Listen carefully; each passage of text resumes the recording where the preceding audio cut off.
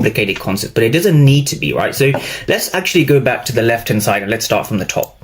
So market structure itself organically is just the highs and the lows, right? So if I start off here right to the left of your screen, we have a structural high, we have a structural low like this, and then we have a structural high.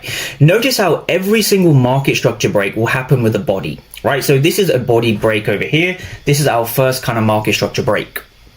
We are bullish so far in terms of our market structure. Now from here, we had a break over here, right? So we had a nice break over here. And now from here, we have somewhat of bearish structure. So we have a structural high, structural low, structural high, and then we've broken down here. So we have a structural low, then we retrace up into a structural high, and then we have a structural low over here. Now I'm going to speed this up a little bit. So we have a break of structure over here. So this is going to be our structural high, structural low, structural high, and now we've broken structure over here. Boom. So now from here, we're going to stop and go to number 2, right? So step number 2 is essentially the dealing range. So the dealing range is the most recent high and low of the leg. So let's replay price a little bit and let's go down to here. So a dealing range is essentially the most recent high and low. So to make this nice and clear for people, let's mark this out. So this is going to be your dealing range high up here, right? And this is going to be your dealing range low.